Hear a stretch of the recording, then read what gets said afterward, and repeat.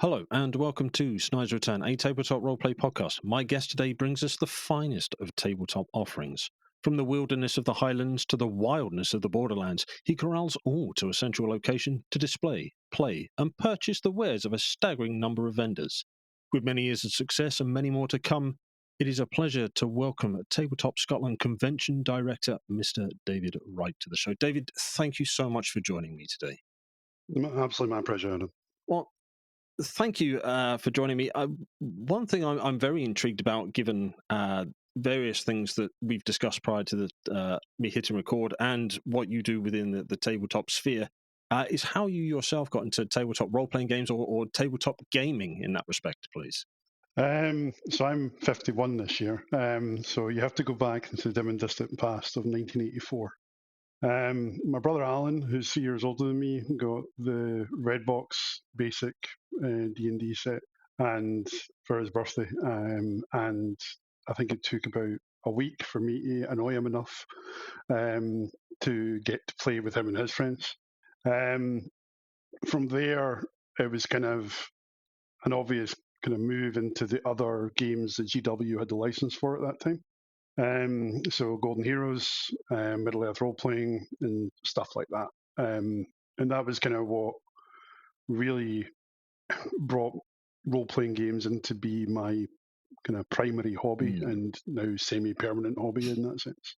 So with it being a hobby, and we don't have to sort of keep harkening back to the year. We don't have to age you every time I bring it up. But over the course of your TTRPG experience, what have been some of your favorite games to play, and what have been some of your favorite things to play which have been outside of the tabletop role playing game sphere as well?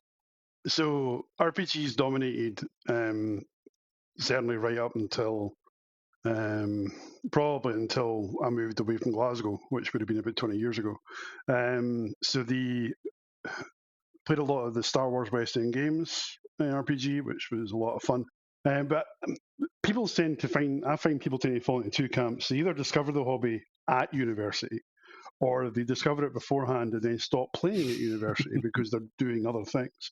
I was very much in that second camp. So by the time I got to uni, I had stopped gaming. I was still buying gaming stuff, right at the height of the D20 glut. Pretty much everything that was coming out back then, I was buying it. And then we moved to the East Nuke Fife from Glasgow, and I got rid of everything. Wow. And that, to give context, that was about 3,000 books, and about the same, well, maybe about 1,000 magazines, lots of White Dwarfs, lots of Dragon magazine, lots of Dungeon magazine, lots of all sorts of stuff, because I was under the illusion of, well, I'm moving to the middle of nowhere, I'm not going to be playing games anymore. Then I discovered Orc Edinburgh, which is a club community of role players in Edinburgh. And from there, I was like, well, I'll just drive into Edinburgh every other Saturday and play role playing games.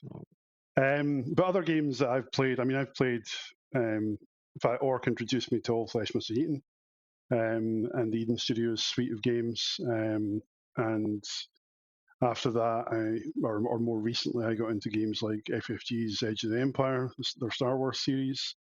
And during the pandemic was the first time I ever read Call of Cthulhu. And all that time, I had never played. I'd played RuneQuest many, many, many years ago, but I'd never played Call of Cthulhu or read Call of Cthulhu. But I decided, well, why haven't I? So I thought I better read it. Type thing is one of these games. So yeah, but other than that, I got into board games again pretty much not long after we moved here. I established with one of my friends here a local games club, and we play a lot of board games there. And that was really where I started to explore board gaming as a hobby, and play a variety of things. I'm not a heavy Euro fan. I'm not a person who likes to hurt my brain when I'm playing them. I want to enjoy them in the sense that it's light. But yeah, I like a game that can be played in 90 minutes and can handle a wide range of players from a board game perspective. Because it is literally then, if it's anything more than that, I would be sitting thinking, why am I not playing a role-playing game? Because that could take more effort in that sense. So yeah, those are kind of the two main aspects. I dabbled with Magic for a wee while, and I enjoy Magic as a game, but it's never been a game I've felt the need to invest in, because it is one that you would probably have to spend a lot of money on to really be part of that scene in that community. But yeah, wargaming's never been my thing. BattleTech is a thing that I like, but it's a board game because it's on hexes. But wargaming's never been my thing at all. Nice. I mean, you've sort of sampled, tried, and have experience with such a broad range, which I imagine each has sort of potentially influenced the other with respect to your likes, dislikes, and such Yes, things, absolutely. as you've mentioned. And I'm curious, and we haven't sort of actually before I am curious, but before we get onto that, I'm a very curious kind of guy. Where can we find you? Where can we find everything you're associated with, please? So you can find me on most social media as A Second Chapter. And there's a story behind that, which if you want to cover, we're quite happy to do. Please. As to why it's called A Second Chapter. And everything else from a Tabletop Scotland perspective is Tabletop Scot. And that's on Mastodon, Blue Sky, X/Twitter, Instagram, Threads, and obviously Facebook as well. And the website is www.tabletopscotland.co.uk.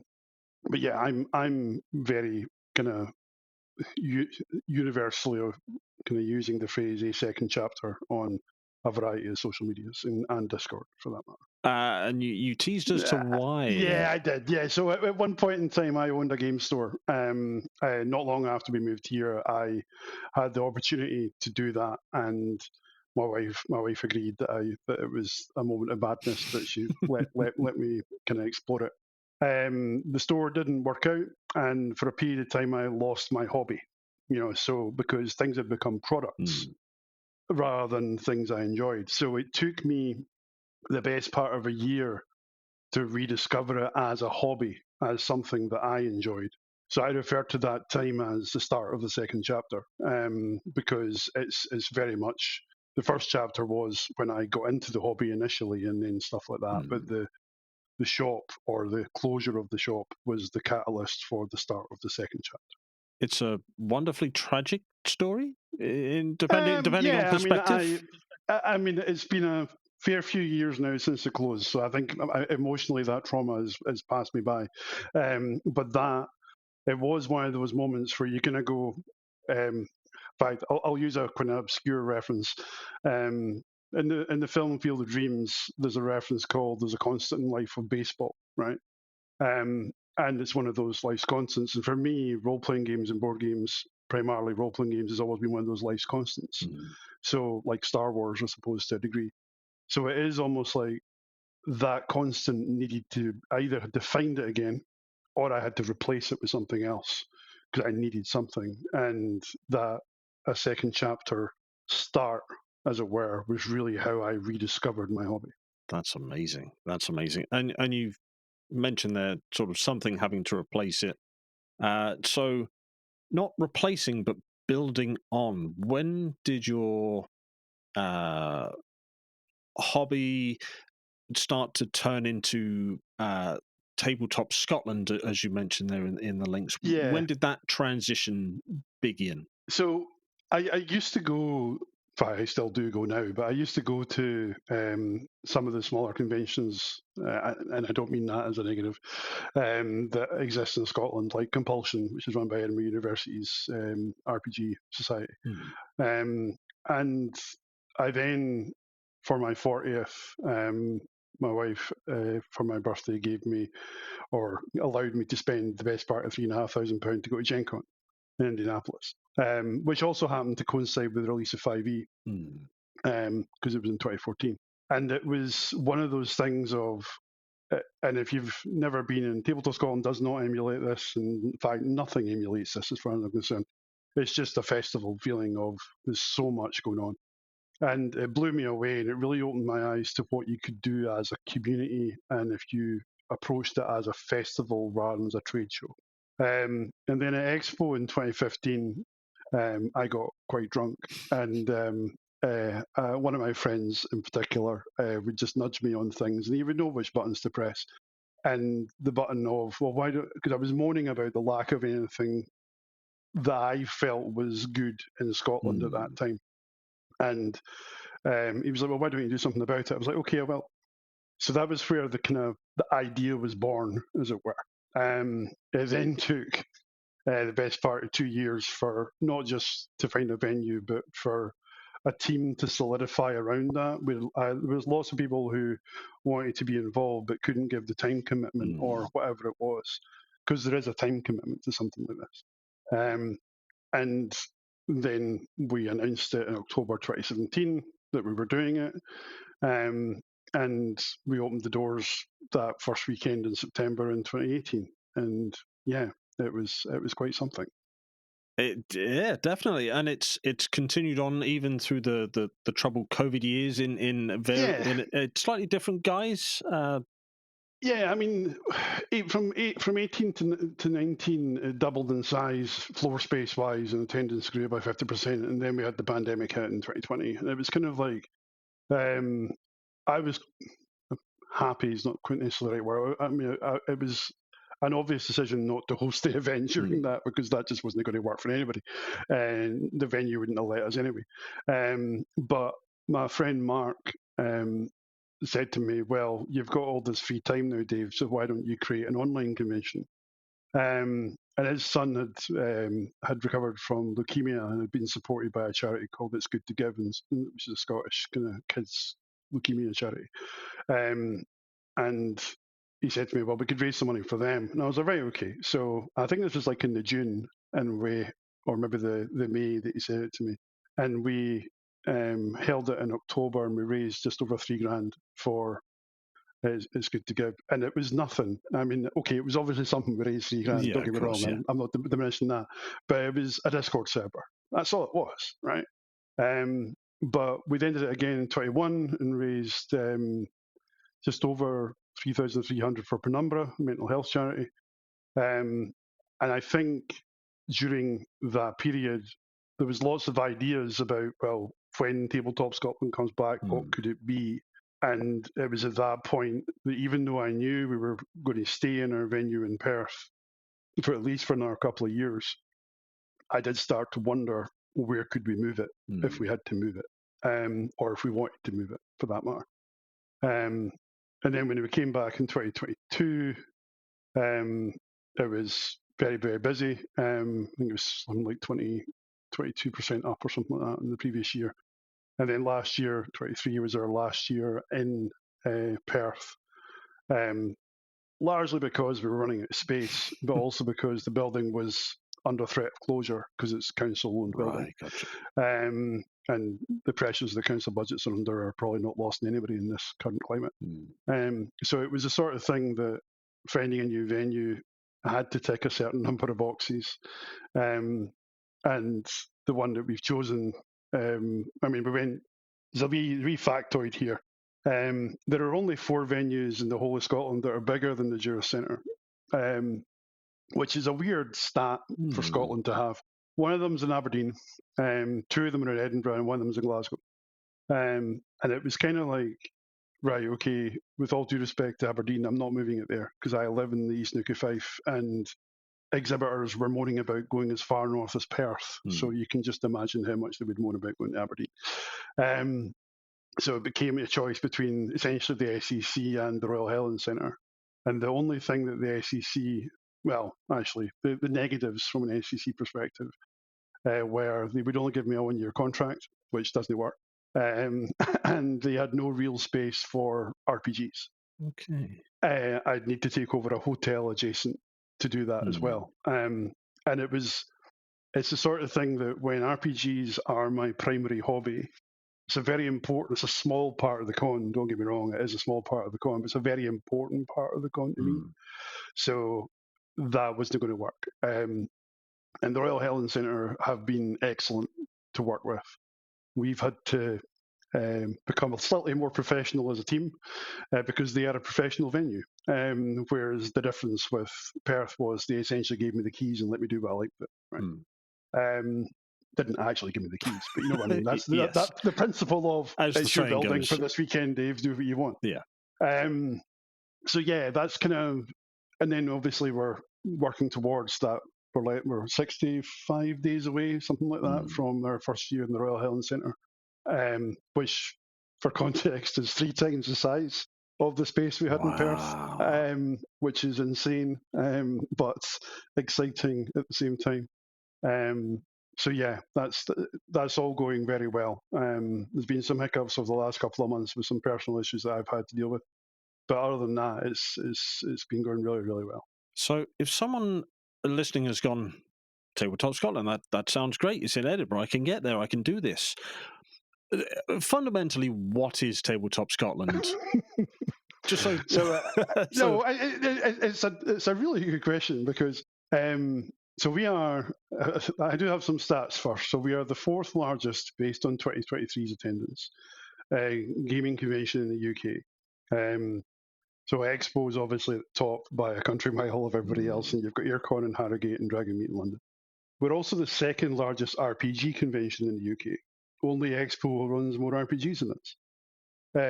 But we're also the largest D&D convention in the UK. Wow. We run the most D&D of any convention in the UK. So there's some really weird stats that always sound quite weird when I say them out loud. But what is it? It's a festival of tabletop gaming, and it's open to everybody. We, from inception, wanted to make sure that the event was something that people who knew nothing about the hobby could come and explore it, or who were relatively new into it, whether that's board gaming, card gaming, role-playing, or indeed a little bit of miniature gaming. They could feel comfortable by coming in and exploring the hobby. And our RPG sessions are designed, and all of my GMs are reasonably well versed on this, some more than others because they've been with me for every year. Know that the games that we have need to be accessible to new people who have never played a game before, as well as the people who have. But it's as much about that as anything else. And for board gaming, we section off an area of the hall.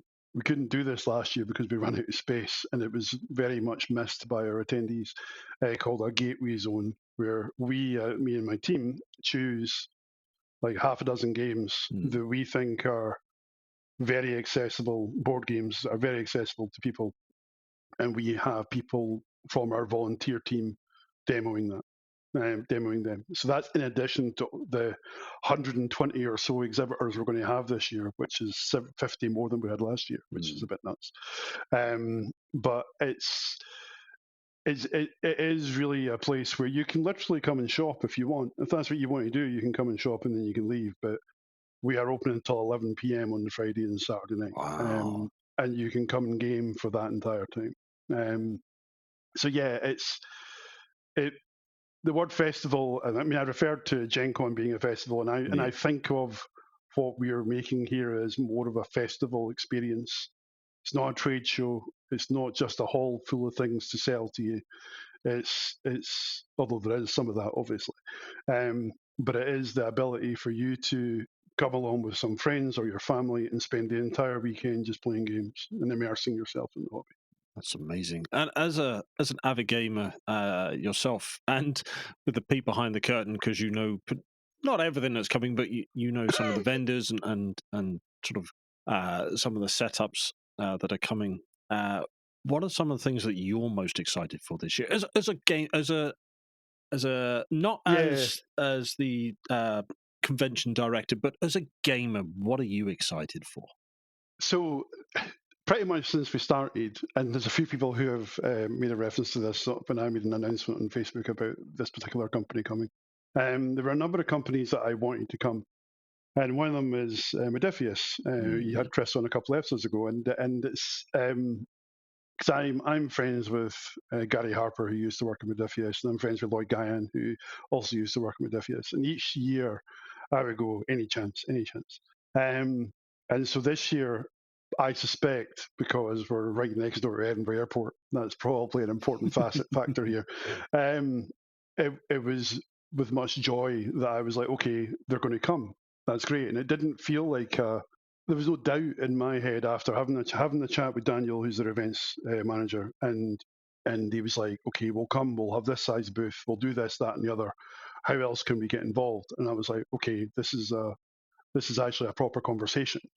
And the one thing I've noticed this year, when I was at Expo, and indeed in the run up to Expo this year, a lot of the name companies, and I use that phrase loosely, but you'll know what I mean, in the sense of it's not, well, it is people like Chaosium. Chaosium want to come, and they are here. They're coming.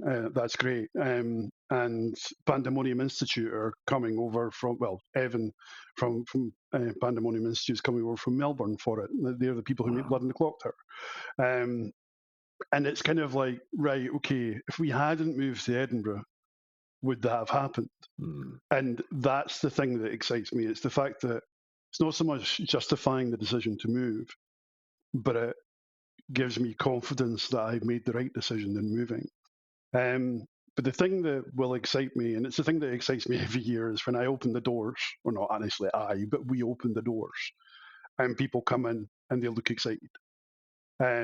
Because it's the sort of thing that my team and I can do all the prep in the world, but until you open the doors, you don't actually know. You can see your ticket sales going to the rate that they're going at, but until people walk through the doors, you don't actually know if it's going to work.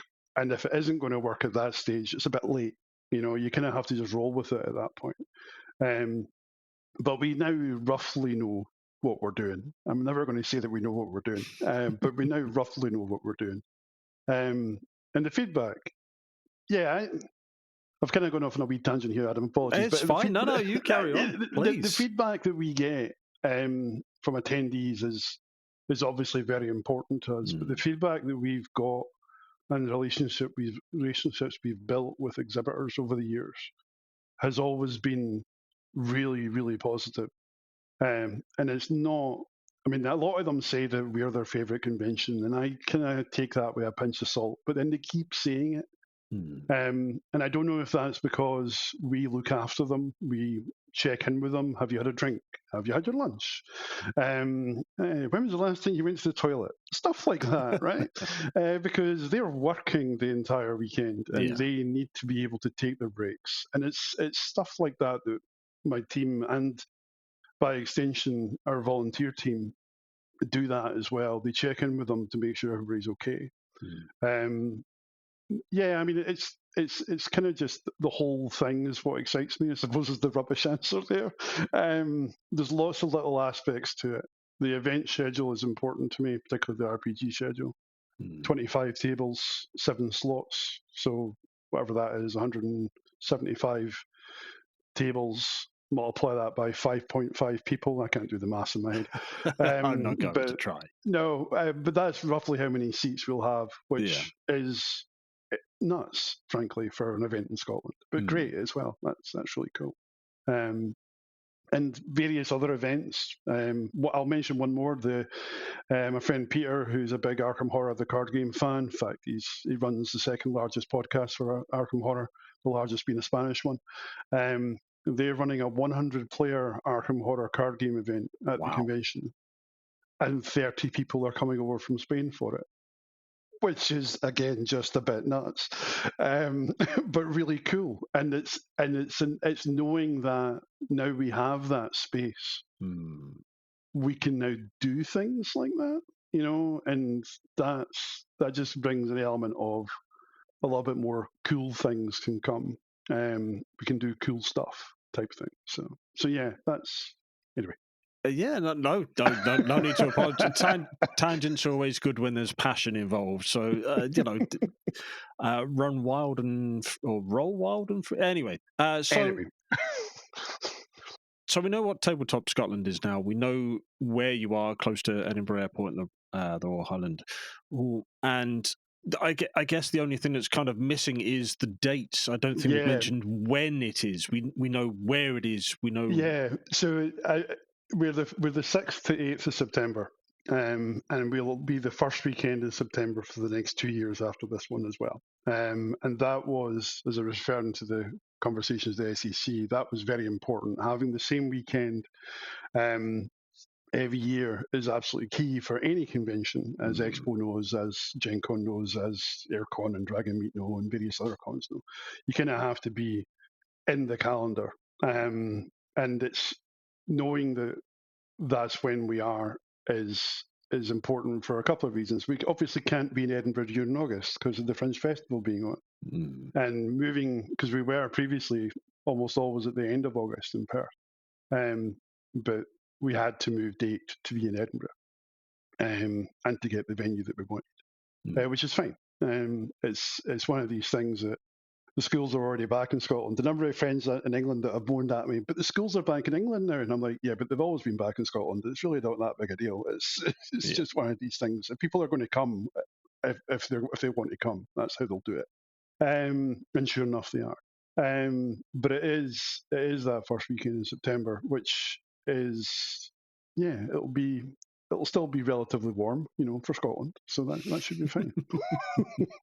I like your optimism.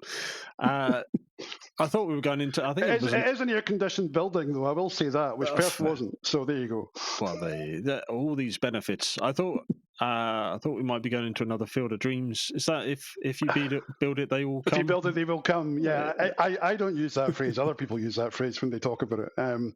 But no, if you build it, they will come. People will come. That's the phrase. So it is one of these things that there's lots of Field of Dreams references that you can apply to this. But then that's fine. I happen to like the film, so that's good. Yeah, they're probably going. Oh, Costner. With you mentioned earlier a connection with D&D when it was released, when you went to Gen Con way back when, and you have a more engaged link with D&D in a manner of speaking. You mentioned before we start recording. How has, so I'll tailor this question slightly. How has D&D, through your experiences with it, changed your life, and how are you giving back to D&D in that respect? Right. So there's probably I'll go for the deeper answer here. So my father recently passed away, and it was one of the things I was reflecting on that my dad introduced me to The Hobbit when I was, I don't know, 9, maybe 10, and that was the spark of my interest in all things fantasy. And then when my brother Alan got basic D&D when I was 11, that kind of just helped made that explode, right? So fantasy RPGs have always been my go-to, and D&D has always been my go-to fantasy RPG for good or ill. I'm not precious about what games people play at all. But it is, after all, the elephant in the room as far as the industry is concerned, right? It's the one that's going to be very popular. And when I got to the chance to play 5e on release at Gen Con in 2014, I had read all the kind of trails, as it were, from the various blogs, and a number of people were referring to it as the greatest hits of D&D. First edition AD&D was my kind of favourite version before I got into 5e, and 5e has elements of that, but a more robust mechanic system that actually works and stuff like that. And with the 2024 refresh, or 5.5, or whatever you want to refer to it, that's coming out later this year, it's essentially still the same game, but they've changed a lot of things. So you'll want to buy the new books, as you should, because they're a commercial enterprise. Of course, they're going to want you to do that. But D&D, when we started Tabletop Scotland, I kind of felt, well, let's have an offering for D&D that is accessible. You do not need to be someone who knows how to play D&D to do this. So they have, one of the things they created off the back of 5e was the Adventurers League, which is their organised play program, and it's gone through a lot of iterations, some less good than others. It used to be incredibly restrictive about what you could do as a character. But a few years ago, they kind of opened it up so that you could basically create your character normally in whatever method you choose to use and use it. And we built from that. As I say, this year we're running 10 tables of D&D. and last year we ran 9 in 6 slots. This year it's 10 in 7 slots. And it's the Adventurers League is something people can self-publish through. I haven't done that, but I have friends who have. And it was then, around about the beginning of this year, the Adventurers League team, which is, some of them are employed by Wizards of the Coast, some of them aren't, kind of said that they were looking for more what are called premier organisers. So what the hell does that mean? So there are people who are given a region of the Forgotten Realms, which is the world where the movie's set, to write exclusive content for that's semi-canon, if there is such a thing as canon. And they also get to write what are called epics. So epics are an unusual, chaotic experience, and I played in one at Gen Con 2014, and it blew my mind. 120 tables, all playing exactly the same scenario, with things happening, and because it was 120 tables, they always had klaxons and stuff like that going on, that would impact every table or some of the tables or whatever.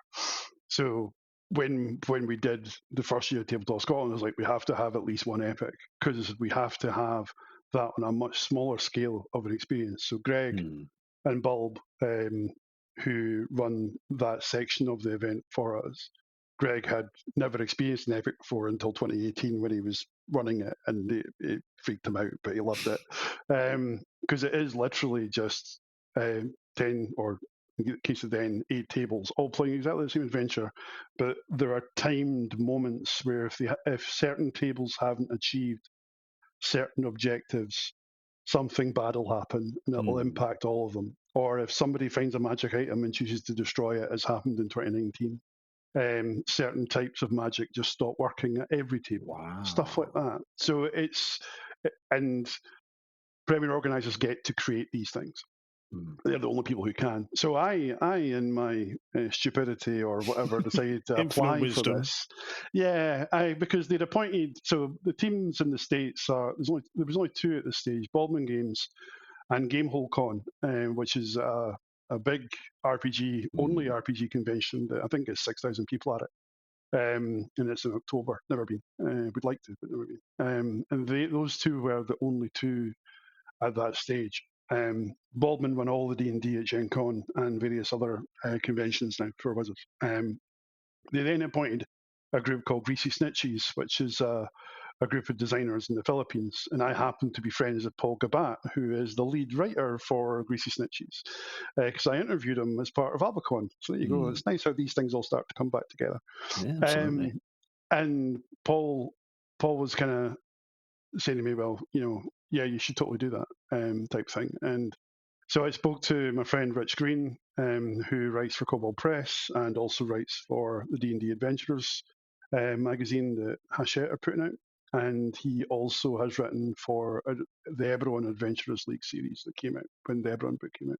And then I spoke to my friend Ian Hawthorne, who happens to be the RPG manager for UK Games Expo, so that's useful, is also very senior within Paizo's, or Pezos, how do you pronounce that, organised play network within the UK, and has also written for D&D Adventurers League in the past. So the 3 of us were like, well, will we do this? And yeah, why not? So because I've built up a relationship with the AL team by being a convention organizer, Claire, who's my contact there, immediately went, yeah, absolutely, we'll do that, but I'll need to go with proper channels, David. And I was like, okay. And then they came back and said yes. Now, we don't know what region of the Forgotten Realms we're going to have yet. I'm hoping to find that out before this year's Tabletop Scotland. Well, I mean, it doesn't change anything for what we're doing this year. What it does change is it'll mean that next year there will be Adventurers League at UK Games Expo, because I will be making that happen. Nice. And we're also looking at a couple of other events that we may be able to do something with as well. So I have written stuff for D&D in the past, and I've published one module in the DM's Guild, but I've written other stuff in the past for other things. And it's the sort of thing that depending upon if we get the reason we asked for, we could very quickly get some content published, play tested first, obviously, then published. The Epic, I'm waiting on an invite to a meeting with the AL's Epic guru, Greg. Far too many Gregs in this world. Completely different Greg from the one that's in my team. To get together and talk about how exactly you write a multi-table event without it being complete carnage. So that's something that I'm excited about. But it's very much still, that's more the passion project, whereas Tabletop Scotland is still a passion project, but it's a big behemoth of a thing now. And the D&D part of that's quite small. But that's, but it's an important part of it because that's the core of my hobby. That's I don't know amazing. if that answered your question. I believe it did. I believe it did. I'm taking that as yes, it did, because okay, that was good. That was fantastic. I'll go with that. I'll go with that. So, with Tabletop Scotland, with the D&D Adventurers League, and other commitments, do you get time to actually play a game, or are you so busy organising, constructing, theorising, meeting, and remedying as required? So there's a couple of answers to that. So I get abuse whenever I go to a convention because I don't play games at conventions. Obviously not my own, but I don't play games at Expo. The only convention I play at is Gen Con, and even then I don't really play when I'm there, which isn't every year because I can't justify that cost to myself. But I do play. I've, since before the pandemic, I've been running a campaign with friends of 5e on Roll20, and we've had a few breaks here and there, some of them health enforced, some of them the death of my father and things like that. And obviously when things get busy with the convention, it has to go on hiatus for a wee while, guys, while I'm focusing on this. I run a games club, or co-organise a games club in Anstruther with my friend Alan, and that's the second and fourth Sunday of the month, called East Nook Tabletop, which abbreviates to ENT, which is a nice wee Lord of the Rings reference. So it is something that I do, but I do it in a small scale, in the sense that I'll play. I used to have 2 campaigns on the go at the same time. But I've currently only got one, although it's currently on pause. But the board game club is something that is pretty much the only time I get a chance to play board games. So it's important to me that I get that opportunity. I also, I haven't mentioned this, but I also admin, although my friend Simon ends up actually doing it. I created the RPG Scotland Discord and the D&D Scotland Discord at the start of the pandemic. And there's another wee stat here. The D&D Scotland Facebook group used to be called something else. And I renamed it with permission from Tony, who created it, to just D&D Scotland at the start of the pandemic. And it went from, 80 people to currently 5,500 people. Wow. And it's kind of like, that for me, that represents the interest, at least in D&D. But the RPG Scotland Discord has a game on almost every night of the week, which is just really cool. I mean, I've run some games in it, but I don't do that often enough. I'd like to do that more, but it's a time thing.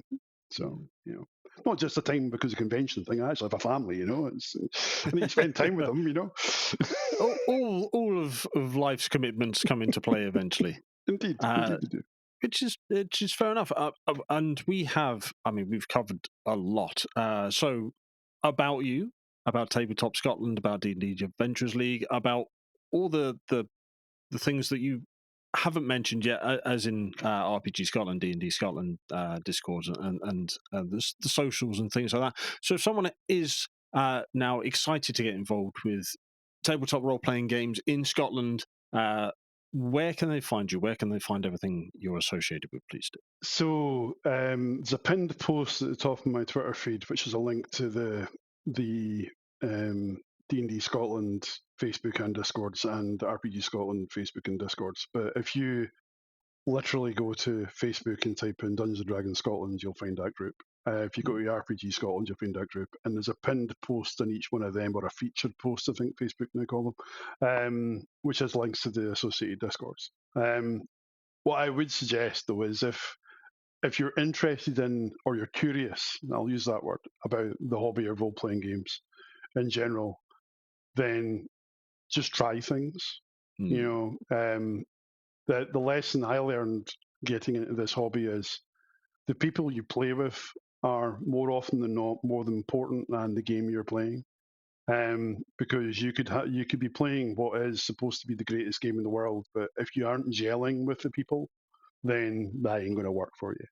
And vice versa, you could be playing the most rubbish RPG out there, which I won't say my opinion on, because there'll probably be people. Maybe mention it afterwards. But you could be playing it with a great group of people, and therefore that's great. Conventions are actually a really good place to try out stuff that you're curious about. I mean, we have all sorts being run at the convention. We've got your staples like your Call of Cthulhu's and stuff like that, but and obviously D&D, but we have all sorts of stuff and quite a lot of indie small press stuff as well, which is cool being run. And it is really just work out thematically what it is that interests you. What type of stories do you want to be part of? And from there, try something. And the elephant in the room that is D&D, you are more likely to get a game of that than you are anything else, because more people play that than anything else, in the simplest phrase. But there are lots of game clubs in Scotland. There's also a link on both the Facebook groups and both the Discords to a Google sheet that I maintain of all the games clubs in Scotland and all the game stores in Scotland as well, because that's useful for me as a convention organizer to have that, but it's also just really good, handy community stuff. Absolutely. So yeah, I'd either identify, if you want to do it in person, I'd find a club or a game store that has RPGs, and even if it doesn't sound 100% like what you think you want to explore, try it anyway, because then you'll at least get a feel for what this hobby is. And from there, you'll work out what you want to do. Don't, unless you're pushed into it by friends, become the game master right at the start. Explore it first. The day of us all being, of all needing to be the person who runs the game, really should be long past because of how big the community is now. Although I am an eternal GM, but that's probably self-inflicted. So yeah, for me, it is just have a think about what it is you want to explore and what's got you curious in the first place. And even if you don't think D&D is the answer, if that's what's available, try it. And you'll either work out that you do or don't like it. And that's fine. You know. Amazing. Great advice. Thank you so much for that. And again, as we've covered so much, but is there anything that we haven't covered? And again, thank you for the effectively the GM tips or the new player tips as well. But is there anything we haven't covered you want to bring up now towards the end of towards the end of the interview? There you go. Nothing specific. I mean, the whole thing about this hobby, particularly in the last, I would say, 5 to 10 years, whether that's directly correlative to 5E or not, I don't know. But the diversity of this hobby has grown significantly in that period of time. I mean, statistically, and these aren't hard and fast numbers, but we know that roughly 37% of the attendees at the convention identify as female. And it's kind of like, when I was growing up, I didn't see female gamers. That doesn't mean they didn't exist, but I didn't see them. But now, a lot of my female friends are, funnily enough, gamers. Maybe that's why they're friends of mine. But it is that sort of thing that you kind of go, don't think this isn't for you. If you are interested in it, try it. Don't. Well, hopefully you have a very positive experience by trying it, and you find that that's an open door you're pushing on. Because that's what we should be doing as a community. For me, we should be having those open doors. Very much so. Anyway, no, thank you. No, not at all. Thank you so much for joining me today. It's been fascinating to learn more about your good self, the ins and outs of Tabletop Scotland, and everything else that we've sort of broached over the course of this interview. I'd love to get you back on in the future, whether That'd it be cool. be a specific TTRPG or event-based or whatever brings us crosses our paths again in the future. If, of course, you'd be willing to join me. Well, I'll think about that. Oh, taken under consideration. Noted. So thank you. We've had the link, so please make sure those listening, you scroll down, follow those links, support Tabletop Scotland, support your local gaming groups, your local gaming stores, and support one another within the community. Absolutely. So thank you so much for your time today, David. No problem at all. Been a pleasure. Thank you for listening. If you'd like to learn more about the show, then go to www.snydersreturn.squarespace.com. Alternatively, you can find us over on Twitter @ReturnSnyder. We have a Linktree link in the description of this episode. And if you want to support us, come and join us over on Patreon. And we also have a Discord server. Please leave us a review, because we'd love to learn how to improve the channel and provide better content out for those who are listening. Until we speak again, thank you.